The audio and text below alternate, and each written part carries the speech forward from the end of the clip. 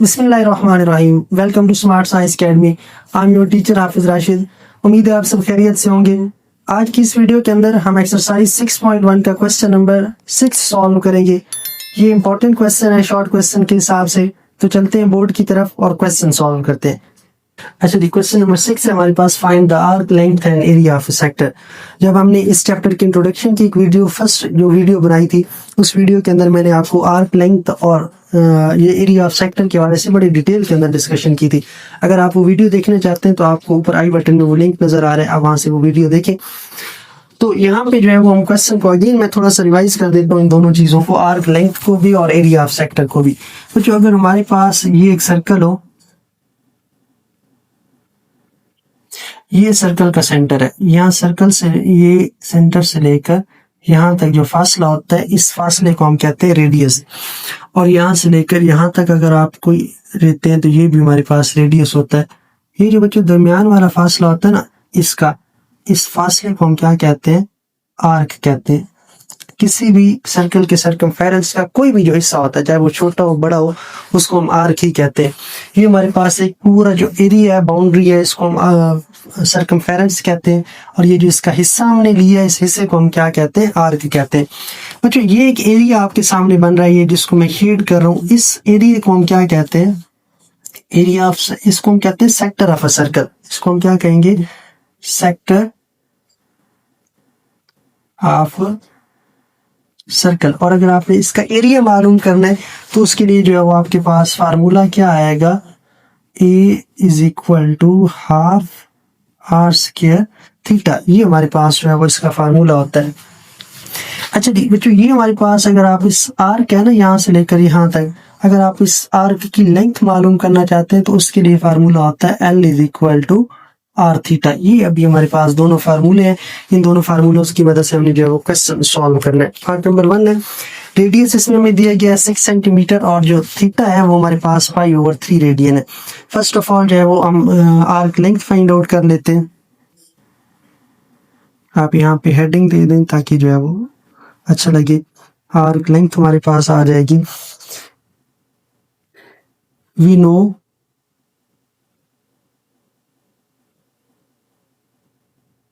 know that arc length is equal to L is equal to R theta। अभी इसमें हमने values जो है वो पुट करनी है, पुट गिवन वैल्यूज, पुट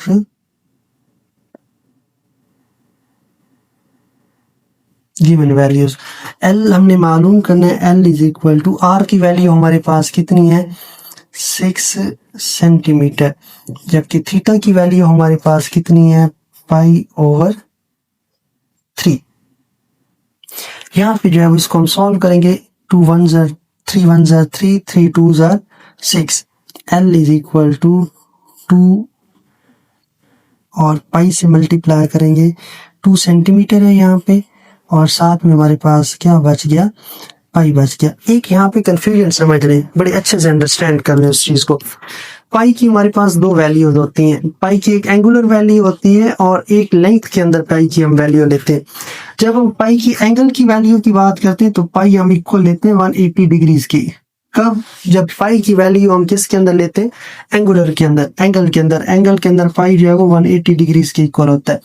अगर बच्चों पाई कहीं पे लेंथ के साथ इन्वॉल्व हो रहा है, किसी जगह पे पाई की लेंथ, मतलब कोई ऐसी वैल्यू है जहाँ पे पाई तो इस्तेमाल हो रहा है लेकिन वो क्वांटिटी लेंथ के हिसाब से है, तो वहां पे पाई की वैल्यू हमारे पास कितनी होनी है? वहां पे पाई की वैल्यू हमारे पास होगी 3.14। ये हमारे पास उसकी वैल्यू होगी। आप जरा यहाँ पे तवज्जो करें, ये L क्या चीज है? हमारे पास लेंथ है इसकी, कि इसकी लेंथ कितनी है। वो लेंथ है तो यहाँ पे पाई इस्तेमाल हो रहा है, तो यहाँ पे पाई आपने 180 नहीं इस्तेमाल करना, यहाँ पे हमने पाई की वैल्यू 3.14 इस्तेमाल करनी है। तो यहाँ पे हम L is equal to 2 centimetre multiply by 3.14।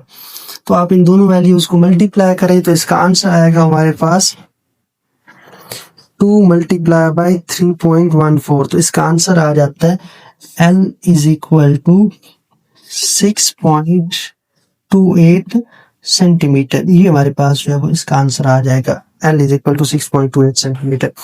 दूसरा पार्ट इसी क्वेश्चन को सॉल्व करते हैं। एरिया ऑफ सेक्टर हमने वहां पे मालूम करना है, तो एरिया ऑफ सेक्टर मालूम करते हैं, उसके लिए आप हेडिंग दे दें। अगेन यहाँ पे आएगा हमारे पास एरिया ऑफ सेक्टर। तो फार्मूला को लिखेंगे कि फार्मूला हमारे पास क्या है। We know that area is equal to half r square theta।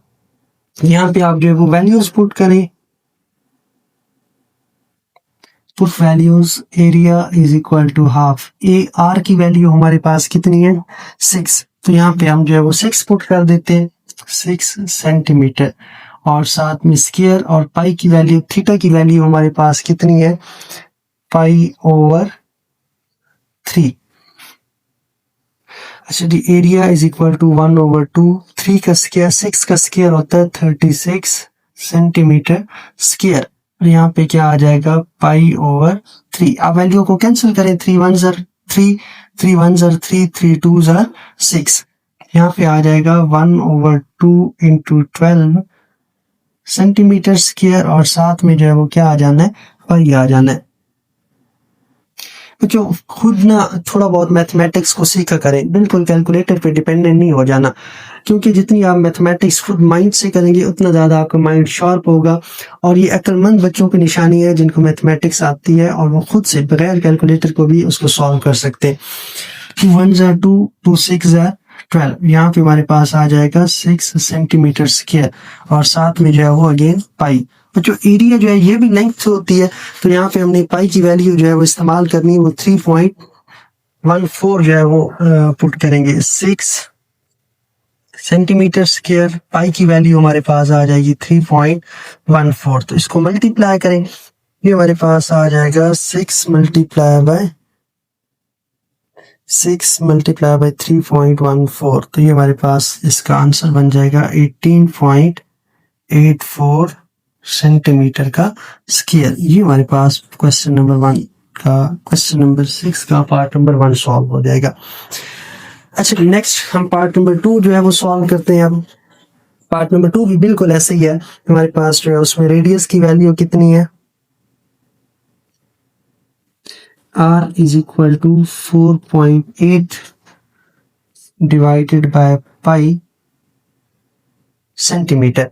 और साथ में हमारे पास जो एंगल है उसकी वैल्यू है 5 पाई ओवर 6 रेडियन। ये हमारे पास जो है वो वैल्यू आ जानी। सबसे पहले जो है वो हम मालूम करते हैं यहाँ पे आर्क लेंथ। अगेन हेडिंग दी, आर्क लेंथ हमने मालूम करनी है। तो यहाँ पे आप जो है वो वैल्यू फार्मूला पुट कर दें। हमें मालूम है कि फार्मूला क्या होता है, we know that L is equal to R theta. इसमें जो है वो आप वैल्यूज पुट कर दे।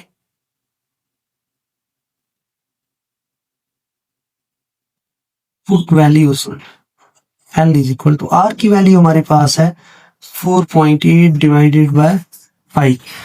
ये देखिए r is equal to 4.8 over pi. Theta की वैल्यू हमारे पास कितनी है 5 पाई ओवर 6। तो यहाँ पे आ जाएगा 5 पाई ओवर 6। हाँ जी, पाई और पाई आपस में कैंसिल हो जाएंगे। यहाँ पे बच जाएगा 4.8 ओवर नथिंग, 1 बच जाएगा, मतलब कि कुछ भी नहीं बचेगा। ये इसको आप बिल्कुल अकेला छोड़ दें। और साथ में आ जाएगा 5 ओवर 6। अच्छा जी बच्चों, इसको सॉल्व करने का टाइम है तो ये पॉइंट आप खत्म कर दें। यहाँ पे क्या लग जाएगा 10 लग जाएगा। तो 6 1 ज़र 6, 6 8 ज़र 48, 5 1 ज़र 1, 5 2 ज़र 10, 2 1 ज़र 1 और 2 4 ज़र 8। L हमारे पास किसकी इक्वल आ जाएगा 4 सेंटीमीटर। जो आर्क लेंथ है उसकी वैल्यू क्या आ गई हमारे पास 4 सेंटीमीटर आ गई। ठीक है। अच्छा, इसी का दूसरा भी हम हिस्सा मालूम करते हैं। अगेन आर्क लेंथ हमने फाइंड आउट करनी है। अगेन हमने जो है वो इसी का दूसरा पार्ट सॉल्व करते हैं। एरिया ऑफ सेक्टर हमने मालूम करना है, तो उसके लिए अगेन हेडिंग देंगे एरिया ऑफ सेक्टर। फार्मूला हमें मालूम है कि फार्मूला क्या होता है, we know that area is equal to half R square theta. Values इसमें पुट करें, पुट गिवन वैल्यूज, जो आपको वैल्यूज दी गई है। Area is equal to 1/2। एक आर की हमारे पास वैल्यू है 4.8 डिवाइडेड बाय पाई का स्क्वायर, और साथ में क्या इधर यहाँ पे हमारे पास सेंटीमीटर भी है, और मल्टीप्लाई में हमारे पास है 5π/6। यहाँ पे आ जाएगा 1/2। जो 4.8 का हमने स्क्वायर फाइंड आउट करना है, 4.8 का स्क्वायर होता है 4.8, इसका स्क्वायर है 23.404 23.04 डिवाइडेड बाय पाई का स्क्वायर, और साथ में मल्टीप्लाई में क्या आ रहा है 5π डिवाइडेड बाय 6। पाई जो है वो पाई से कैंसिल, एक हो जाएगा। यहाँ पे क्या आ जाना है 1/2 23.04 डिवाइड में हमारे पास पाई बचेगा, तो यहाँ पे आप पाई लिख लें या पाई की वैल्यू हम यहाँ पे पुट कर देते हैं। तो जो एरिया भी लेंथ की एक फॉर्म है, तो यहाँ पे पाई की वैल्यू हमारे पास आ जाएगी 3.14 और साथ में 5/6। अच्छा जी, अभी हम इसको जो है वो मल्टीप्लाई कर लेते हैं। 1 को जो है वो डायरेक्टली मल्टीप्लाई करते हैं, 1 मल्टीप्लाई बाय 23.04 मल्टीप्लाई बाय 5। ऊपर वाली वैल्यूज हमेशा ऊपर से मल्टीप्लाई होती है और नीचे वाली वैल्यूज नीचे से मल्टीप्लाई बाय 5। तो ये आंसर इसका आ जाएगा 115.2। डिवाइड में हमारे पास क्या आ जाना है, ये वैल्यू मल्टीप्लाई कर दें, 2 मल्टीप्लाई बाय 3.14 मल्टीप्लाई बाय 6, तो ये आंसर आ जाता है हमारे पास 37.68 सेंटीमीटर का स्क्वायर। फिर जो है वो इस वैल्यू पे इसको नीचे वाले आंसर को डिवाइड कर देते हैं, 115.2 डिवाइडेड बाय 37.68, तो हमारे पास आंसर आ जाता है 3.05 cm का स्क्वायर। ये जो है ये हमारे पास क्या है, एरिया ऑफ सेक्टर आ जाएगा हमारे पास।